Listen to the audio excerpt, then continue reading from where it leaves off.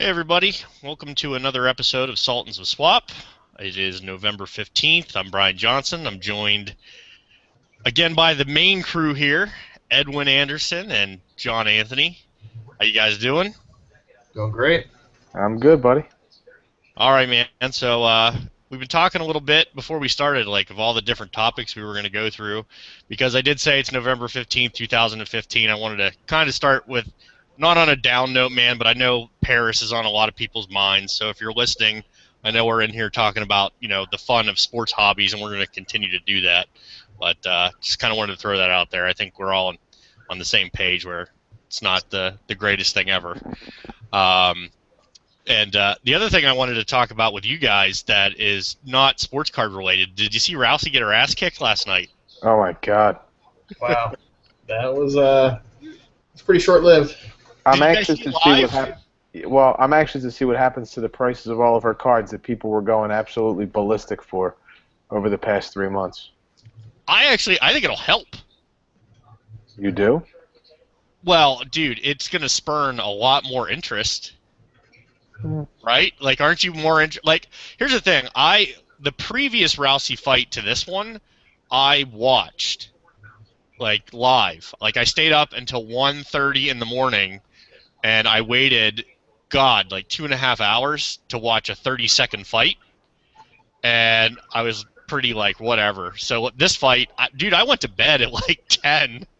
I didn't order the fight. I didn't bother wanting to watch it, whatever, and I woke up, and I was like, holy crap, she lost.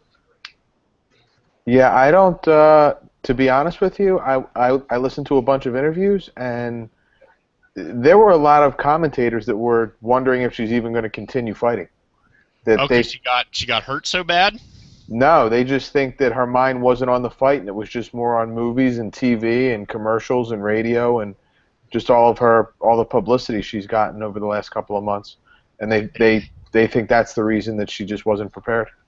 Yeah, I'm not going to claim to be an expert on MMA because I'm clearly not. But she is someone who got me interested in it to the point where I would actually order it or watch or whatever. And I don't know. From what I read, I don't get the impression that she's the type that really cares about the money so much. Which, who knows how much of that is publicity or not. But if she has any interest in money whatsoever, the next fight is going to make a lot of money. So that's for sure. She should do that. So did you watch it, Edwin? Are you in MMA at all? I didn't watch it live. I got a chance to watch it after the fact. Right. I did like the MMA stuff. I used to be into it a long time ago and kind of fell out of it over time. But I definitely think her loss is going to affect her hype value on her products and her cards. I mean, as you're mentioning, everybody was going crazy for them online over the last 6 months or so, and it definitely did an about face, within the last day. No pun intended. Mm-hmm. Yeah, right. All right, man. I thought the Rousey fight was tremendously interesting. I know it's not what we normally talk about at all, and I'm glad. Obviously, there is a card tie-in because I see her stuff posted all the time. For exorbitant prices. It's always interested me someone who's that young and signs that much. Their stuff commands that type of value, but her stuff really did go through the roof. So I thought it was worth mentioning at least a little bit of the Rousey fight because I know a lot of people were tuned into that. So we'll kind of reset here. Sultans of Swap, I call it SOS. We're on Facebook, we're on Twitter. For all you guys that are checking us out on YouTube, really appreciate that. Do want to cover a few hobby-related things during this episode. It's a little bit later in the day. A few of the questions we had come in about grading, really appreciated those. That's what we talked about last time. And one for this time is packaging and shipping cards. I've been on Facebook for about 2 years, and I see this question get posted at least once a day somewhere. And when I say question, it's not always a question. It's just someone really pissed off that their stuff broke in the mail because something wasn't packaged or shipped right. John, you send out I don't even know what hundreds of packages a week, if not more. So let's start with you. When you're packaging up cards, what's the method to your madness? Well, every time I ship a card that's in a top loader, if it's a thicker card, I tend to put my famous blue painter's tape on it. So anybody that's on Facebook, that when they go into one of the there it is, when they go into one of the Facebook groups and they see cards with that blue painter's tape, it's there's a good chance it came from me. And I do that just so that the top loader stays shut. And then after that, I put the card that's in the top loader in a team bag, and then it goes into a bubble mailer. Now, I'm not as crazy as some people. Some people put those white dummy cards on either side, and put the envelope inside of an envelope. All the packages that I've sent, I found that top loader, team bag, painter's tape, and a bubble mailer is sufficient. And then whenever I'll give you guys a trick. For priority mail, go to the post office and ask for the flat rate priority envelopes. Some post offices will carry them. If they don't, order them online. It will save you an immense amount in shipping. It's only $5.05. When you think about printing out a label that's for 10 or 12 or 2 pounds or whatever, it's way more than $5. You can fill up a couple of large yellow bubble mailers, put them inside of the priority flat rate envelope. It'll only cost you $5. It's an extra layer of protection, and it's going to get to your customer or your trader or whomever even quicker. Yeah, I recently had an experience where I got on one of those pawn pages where like you can pretty much like sell anything. And behind me, you can see I have all the DVDs and things like that. I sold like a Super Nintendo and a whole bunch of DVDs and everything. And I was so used to paying $2.22 or $2.13 or whatever for my single baseball card that I packaged and shipped the way you said. And then I put these things up on the counter, and they're like, "Oh, this is $18." I almost had a heart attack, man, because I didn't factor in how much it was to ship something that's larger than a baseball card. So your priority envelope, I didn't know there were the $5, and I would have taken a box and shoved it inside one of those priority flat rate envelopes if it would have fit. But yeah, that's a very good point. The one who was the most passionate about this topic when we were going over it was Edwin. So John kind of covered the basics. I tend to agree with him. That's generally how I ship as well. I do what's called a double bubble, where I do everything that John said, except I take all the packages that I receive, I cut the envelopes of those in half, and I put that inside another bubble mailer, so it has like the double bubble layer of protection, because I'm just really trying to recycle, the materials that I already have on hand in an effort to save money. So what do you got on it, Edwin? Yeah, I mean, I'm kind of like you guys. I mean, I've been skunked enough on shipping, and we get this question a lot. I mean, a lot of people get upset because they get the cards on eBay, and especially from somebody who doesn't ship often. I mean, I think to be successful, you got to have some common supplies. As John mentioned, the painter's tape is pretty popular because it doesn't leave the residue on items, and it's easy to peel off. Your normal team bags, as John was mentioning, very helpful. Usually what I do is I take the card, I put it inside of a penny sleeve, slide it inside of a top loader, and then I don't tape. I just go right to the team bag. Because if you put it inside the team bag and you close it up, it's not going anywhere. You don't even have to tape. It's not going to get damaged. But the thing that really upsets people is when you get the old Scotch tape on the top loader, because the Scotch tape itself can stick to the card. It can damage the card. Half the time, when they're trying to take it apart, they can actually damage the card as well, trying to cut it. And of course, the top loader is useless after that because you got the sticky residue on there, and most of the time I just throw these away. So I go, like I said, straight to the team bag, and then the next step is the cardboard sandwich.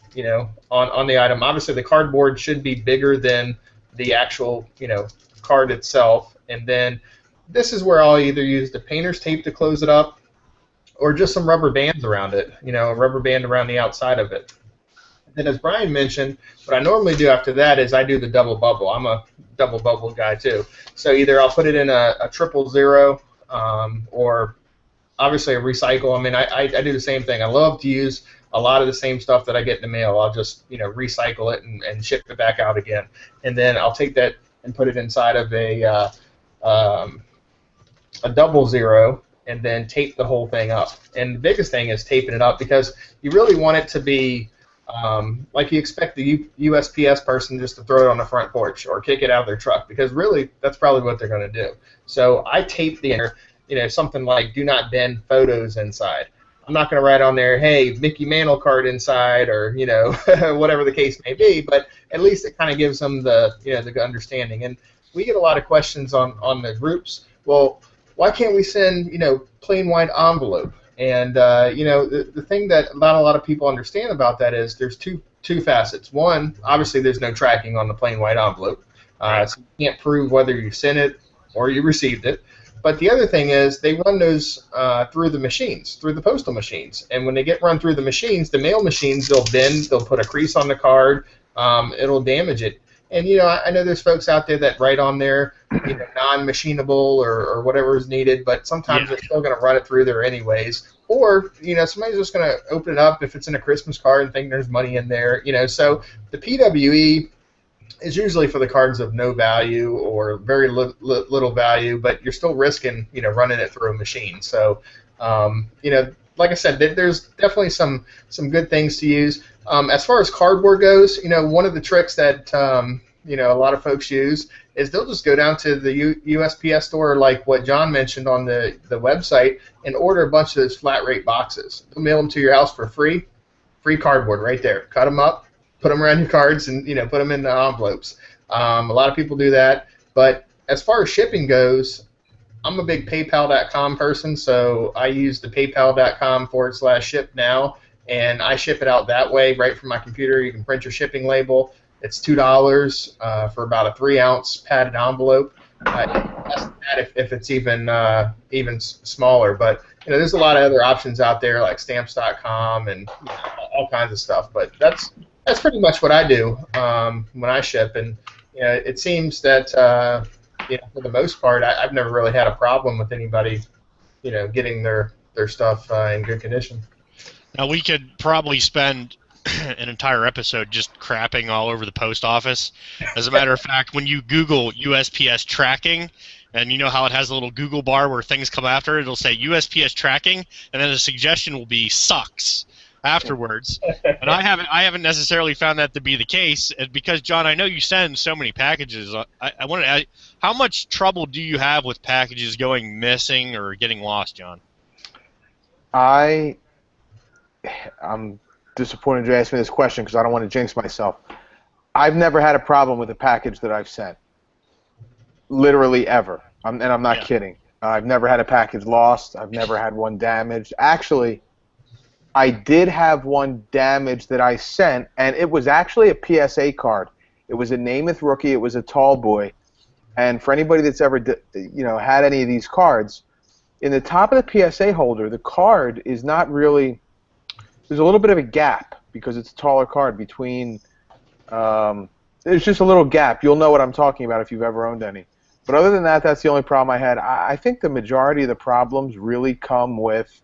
Yeah, that's exactly right. Yep. Majority of the problems come with the carrier. I don't think it's so much the sorting facilities. I think it's the carriers. Like we used to have a carrier that would not get out of her truck to come and knock on the door when we had a sign for a card. And one time she had a very, very, very expensive card, a $4,000 card. She refused to get out of the vehicle. And I'm sitting there waiting for her, and I must have missed her. And I'm hawking her down through our developments in a dead sprint so that I could get this package. But yeah, I mean, I hear nightmares all the time, and I do too. But I'm really glad you answered that question. I had a little bit of an expectation that would be the case because I think it is a little bit overblown. How many because dude, it's a traumatic experience to a lot of people. Like you mentioned, the $4,000 card of the lady that couldn't get out of the truck. The only one that I ever had was Andrew McCutchen autograph out of 5. For you guys that don't know, Andrew McCutchen is my favorite player. For me to get an autograph of him out of 5 is kind of a big deal. I bought it off of a guy in Michigan. He gave me a really good deal on it because he knew I was a big McCutchen fan. And sure enough, I waited for like 2 weeks and it didn't show up. And I knew the guy really well, so I knew he wasn't going to scam me. And I called the post office. He drove from around Flint all the way to Detroit to the sorting facility, trying to find out what's going on with this thing. And I got the message back that it was irretrievably missing, was the language that they used. And he refunded me my money, man. I was freaking devastated because it was at a Topps museum, which is one of my favorite products. And wouldn't you just know that of like all the crap cards, no offense, that I either win in a Raz or I get off of eBay, like the one card that I really, really want is the one that goes irretrievably missing.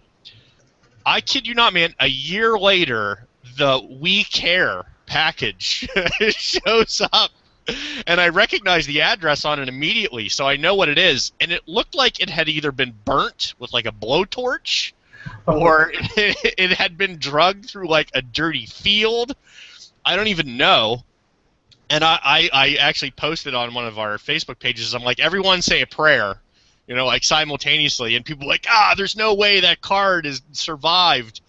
And sure enough, man, the guy had it in a bubble mailer, inside of a team bag, squished in beside cardboard. And with the cardboard, he went over it with tape. Like Edwin just had his package going over with tape. No damage to the card at all. Wow. The case was scratched up. The package was ripped to shreds. It looked like a freaking nightmare, but it actually survived because the guy who sent it to me properly packaged. If that card had just been loose in that envelope, there's no way that it would have made it at all. But I do want to come back to the packages going missing. It is highly unlikely that the package is going to go missing. I want to give the post office a little bit of credit. I think they do a good job of delivering, through the tracking, and especially now with tracking being free on first-class mail. I mean, man, there's almost no excuse for people to not send it first class. You can print a label off of PayPal for $2 and have the confidence that you're going to get tracking.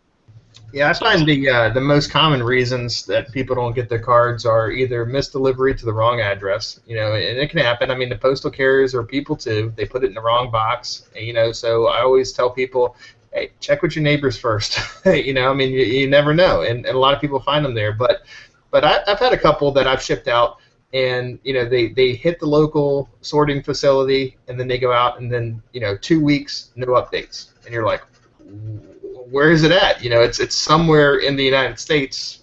You're calling them, and they have no clue. And usually USPS, I think they wait at least 2 weeks or longer before they'll declare something missing anyways. But I'll be honest with you.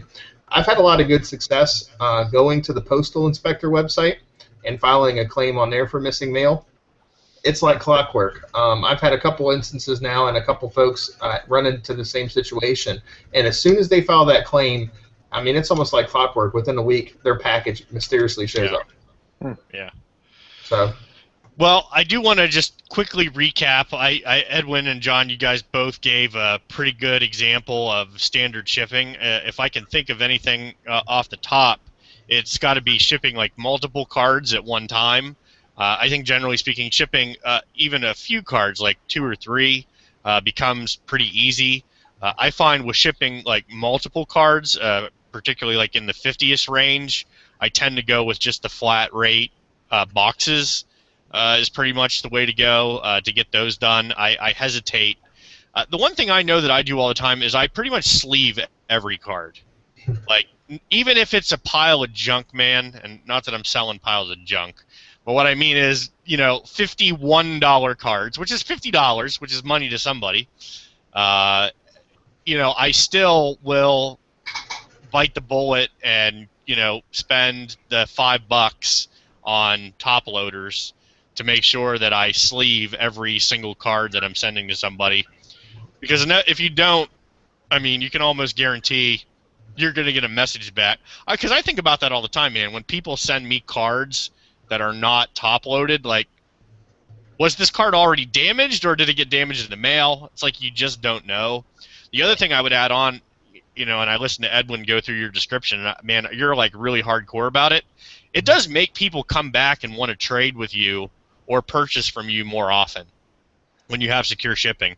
Because I know there are times, particularly on eBay, where I buy something and they'll send it to me in like toilet paper in a plain white envelope. And I just think, like, there's no way I'm ever buying anything from you ever again. Like, even if it did by some miracle arrive safely, like, it's just not going to happen. And, you know, particularly for a person like John who's running a business, I mean, shipping, people take that stuff very seriously. They really, really do. And I think a lot of sellers discount how much their buyers, you know, look at their packaging as part of their overall service. So I think we're pretty good there on shipping. That was really good. I appreciate the in brief. I did want to toss it over to John real quick. Again, John is the owner of Sports Card Investor. He does a group break and does a lot of selling on eBay. And we wanted to talk about some up and coming products. But first, I wanted to hit on the most recent one. Well, what's the name of that football product that you've been breaking, John? Topps Finest. Yeah, that's an easy one. Playbook was the previous one that I really got into. And I don't collect football cards at all, but man, I feel like Topps and Panini are really stepping their games up lately. Like with better, am I crazy, or does it seem like they're getting better? No, you're crazy. Worse? Topps is, I think, my opinion, at an all-time low. They can't get any worse. Why? I want to hear this. Go back and watch the videos of the 3 cases of Topps Finest. It's the back-to-back cards. The back-to-back cards. Explain to me why you can get 3 autographs in a case of the most common player, but you'll never see 3 Winston or Mariota autographs in the same case. How is that? One is not short printed, or they say that's not short printed. You watched the Topps Chrome case the one night that we broke, and I think there were 5 Daniel Corchinos. I was almost embarrassed last night when I started that Topps Finest case. I was like ready to call out the autos before I pulled them. And then sure enough, we hit literally one of probably the 2 or 3 best cards in the entire product. Yeah. I mean, that was, dude. The one thing, if you've never stopped in and at least watched John do a break, I think one of my favorite parts is your legitimate childlike excitement when you hit a monster. Like, no, dude, I'm telling you, because I watch a lot of different breakers, and they fake their way through it. It's almost like they're going through the motions. Like, dude, you're like legitimately stoked when you hit the big card, man. I do admire that a lot. Yeah, I mean, listen, this was one of the funnest things that I did as a kid growing up. I still love it, and you know, I want to try to make it fun for everybody, because there's a lot of times where you're going to strike out, and you know, I love cards. I really am excited, and I love seeing people get big hits, and I know how tough it is to get a big hit. So when I do, it's a pretty cool feeling. Well, I did want to toss it back to Edwin just for 1 second, because I remember you sending me a link for a Japanese guy who broke a case of, what was it? Was it high tech for you? Explain to me and here to the people what exactly you're buying that's from Asia. That was something that was foreign to me, pun intended. Yeah, there's a breaker out there that does Asia exclusive stuff. So you can buy cases directly from him, or he'll break it for you online. I just like it. I mean, he's very enthusiastic, and of course, listening to the Asian pronunciation of American players is just. Yes.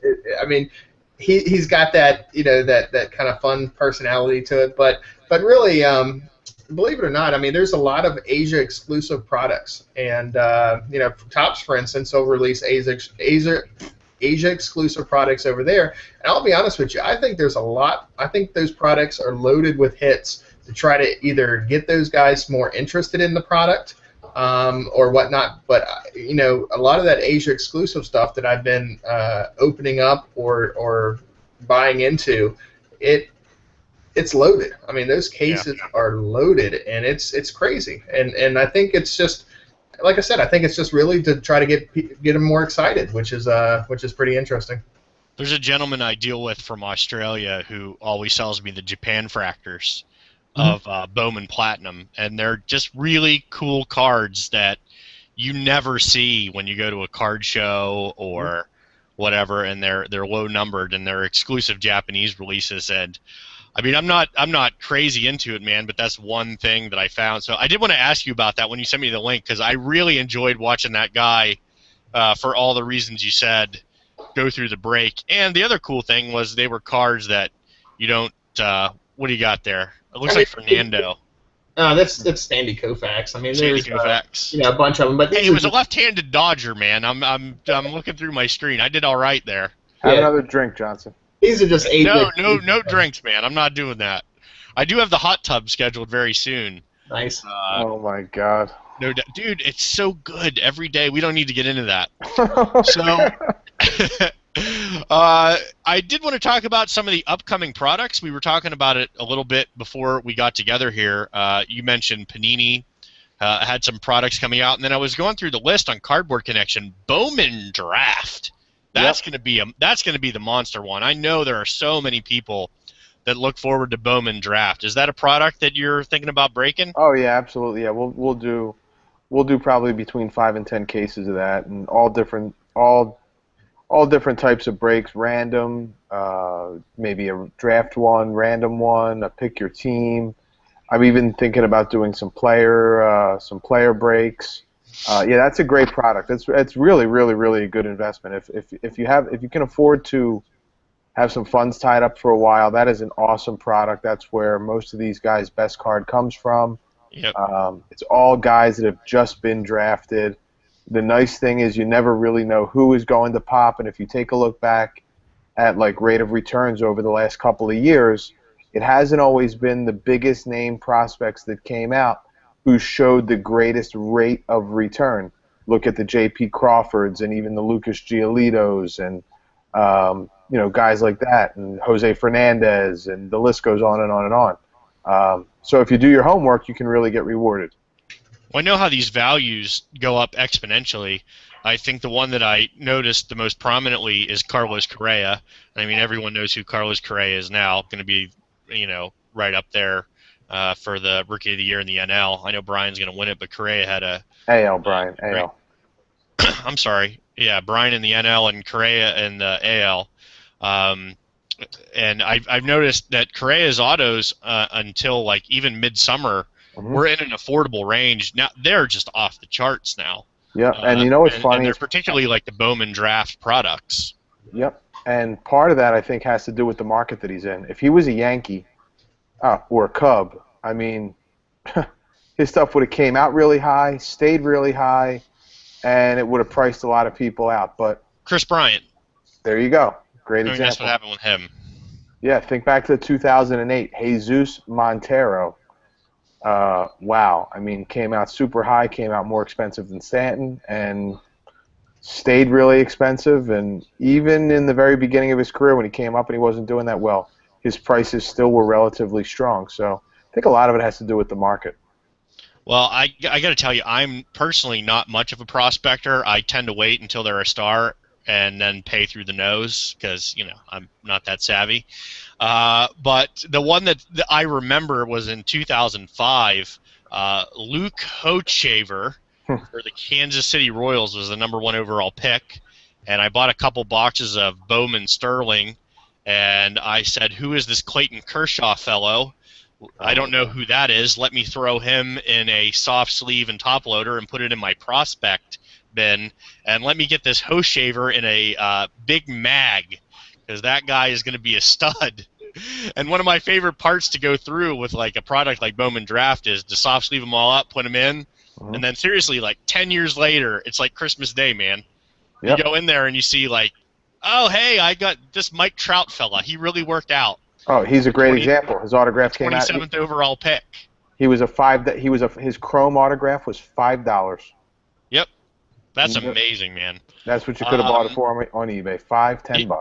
$5-10. Who are the guys that are going to be in Bowman Draft? Do you happen to know? I got to tell you, Brian, you caught me off guard with that one. I'm not prepared to answer that. I'd be blowing smoke. I have no idea because it's like Bryant recently, I would say, and especially since I got back in the hobby 2 years ago, he's been kind of the main guy, and then getting called up, and his stuff is still really, really high. But I do tend to see like kind of a dip at some point like in their careers where it all kind of like comes down, Hmm.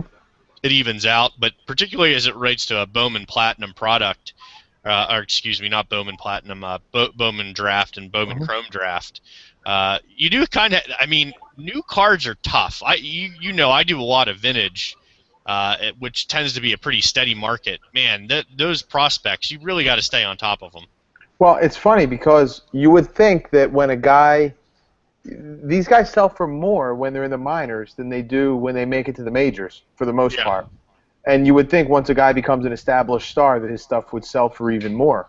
But they sort of plateau as the hype train builds, and once they make it onto Sports Center, and as soon as you see them on Sports Center, and you know you have Keith Law and Buster Olney and these other guys talking about them, you know the hype, it's probably over and it's time to sell. Yeah.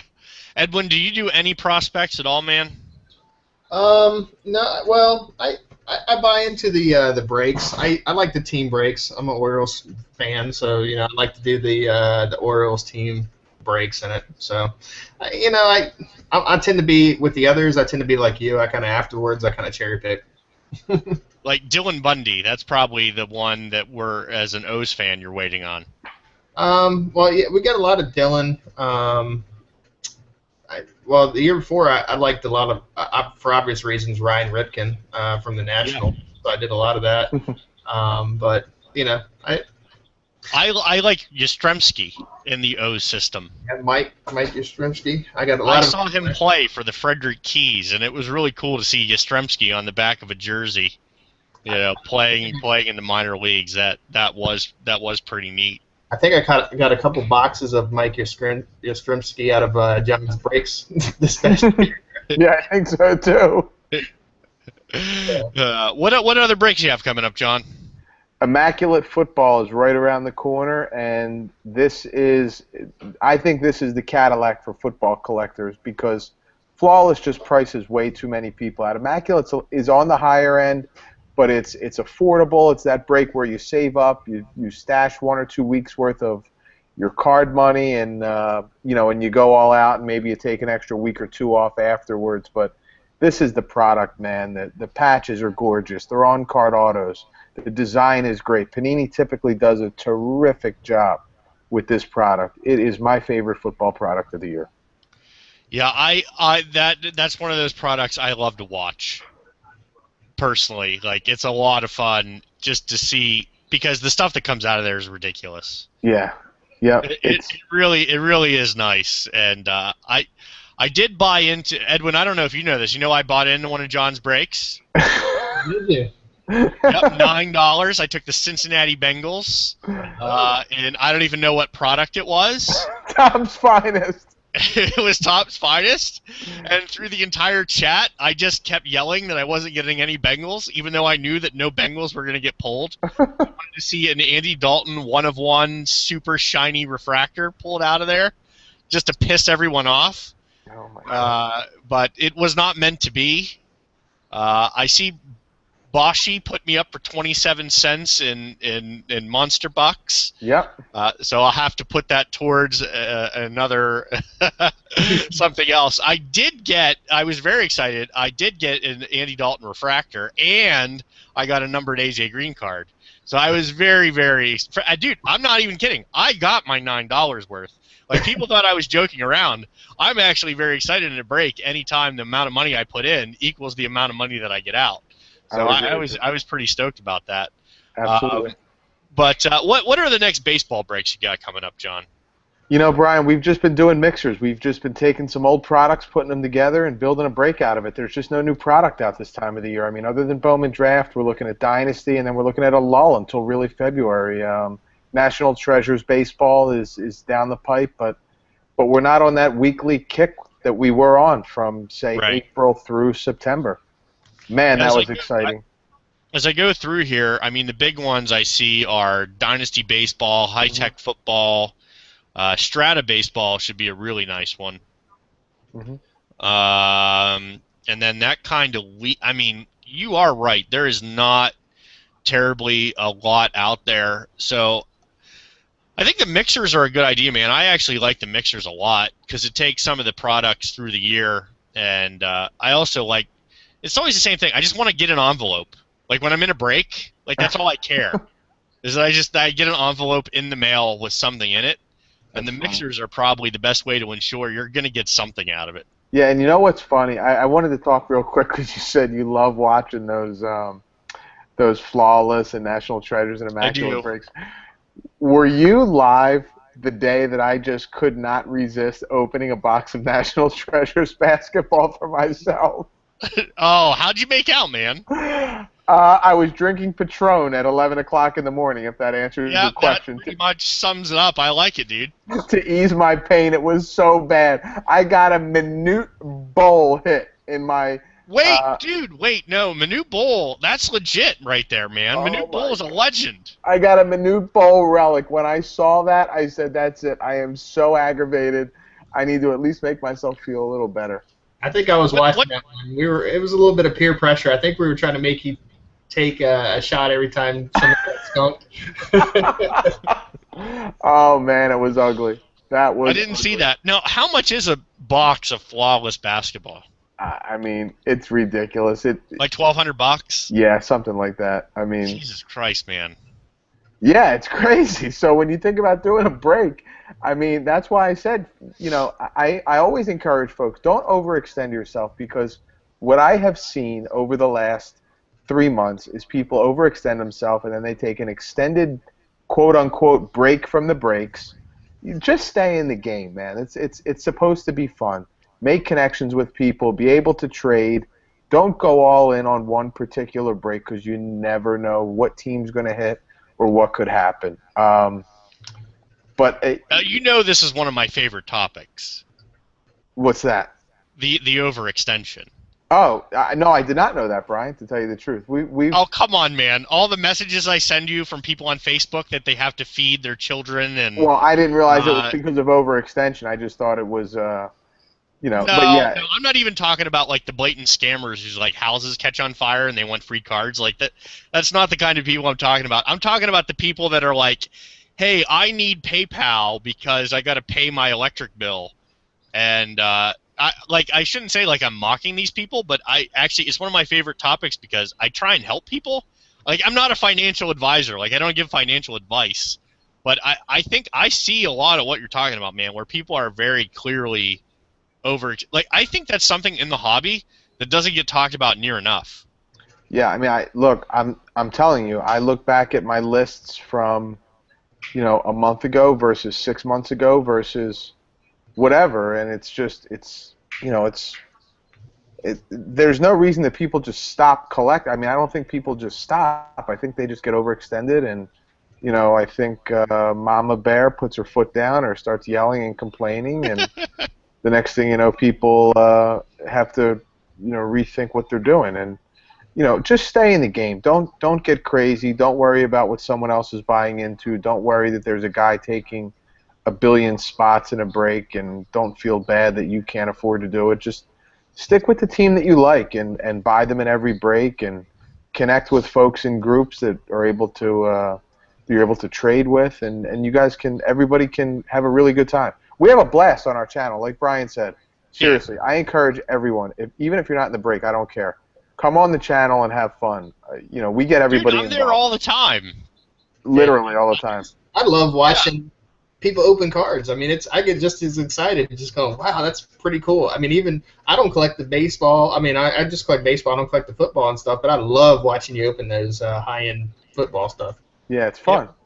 I did want to ask Edwin, and without going through like the individual finances, and I've talked to John about this a lot. I think if people knew what my actual monthly budget was on cards, I think they would not even believe me. But I have a lot of creative ways that I work my way around. Hustling. $10 here and $20 there to try and make it all work out, but. For you, I just wanted to know, like, as it pertains to not like what your monthly budget is for cards, do you have a way that you approach things on like a weekly or monthly basis as it pertains to your collection, man? Are there things that like you save up for, or like if you know a product's coming out, if you could just elaborate a little bit on your approach, I think people would appreciate that.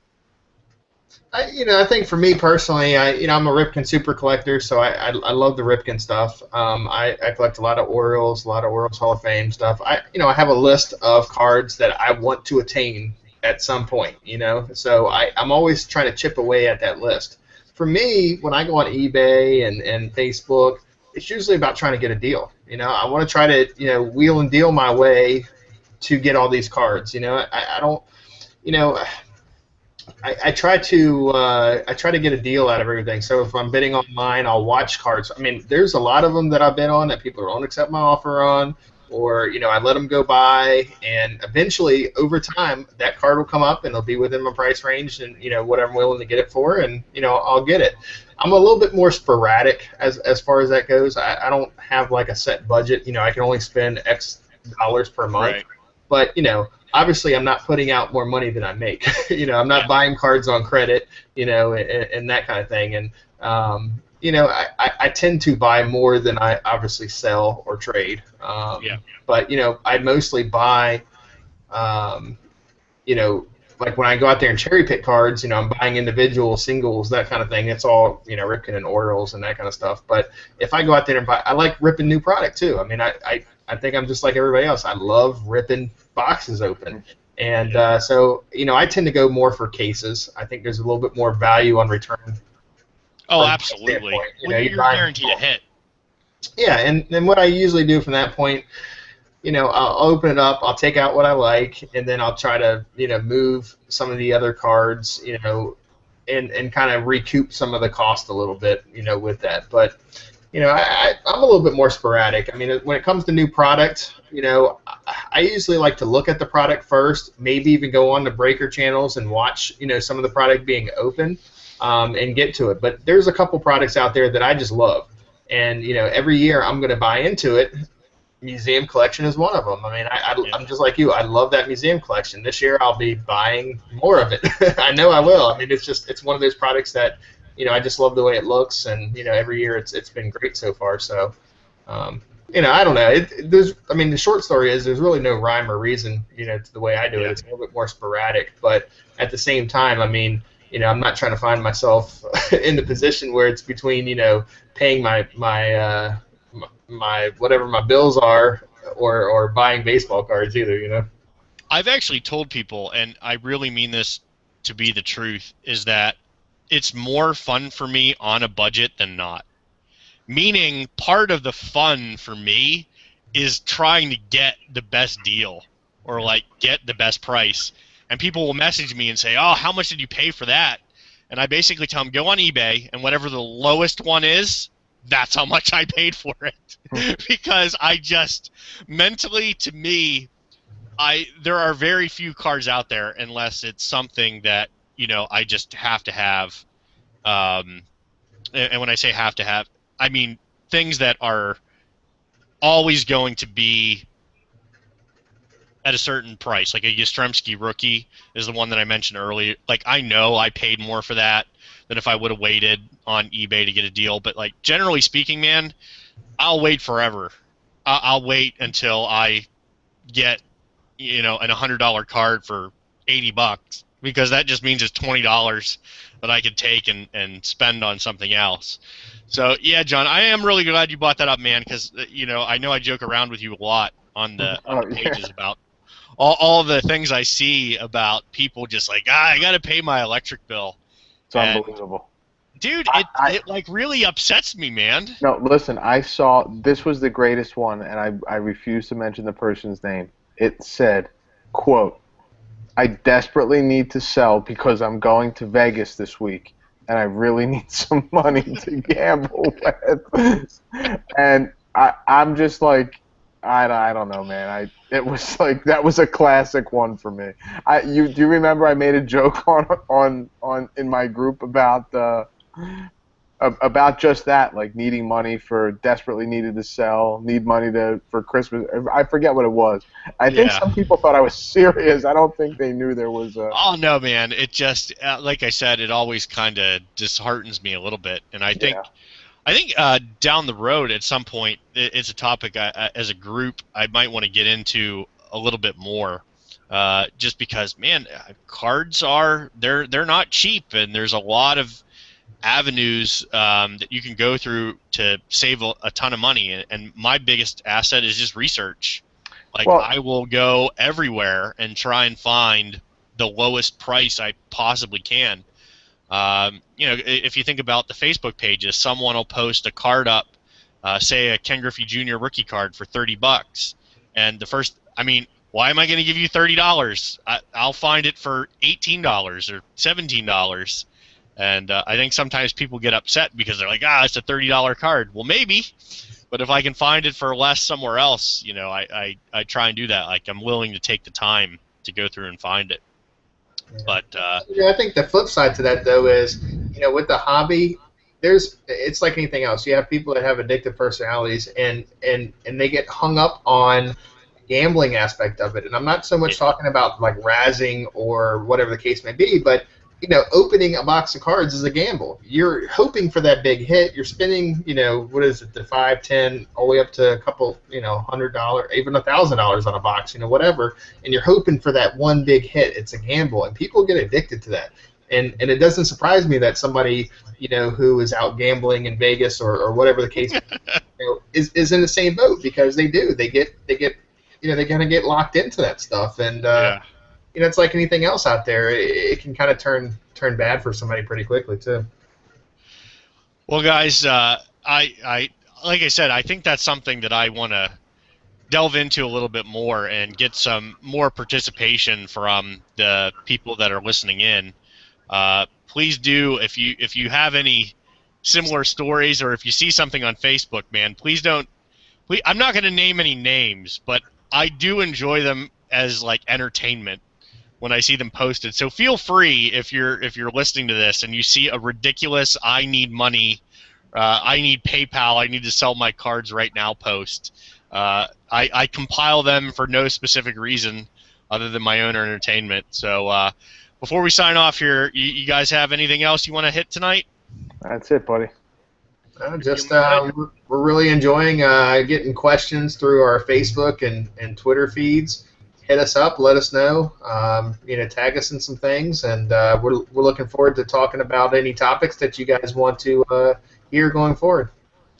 All right, man. John, Edwin, I really appreciate you guys moving the time for me this evening. I know we're releasing this a little bit later than we have in the past, but I really do appreciate it, fellas. Thanks, guys. All right, see you, man. Take care. I guess.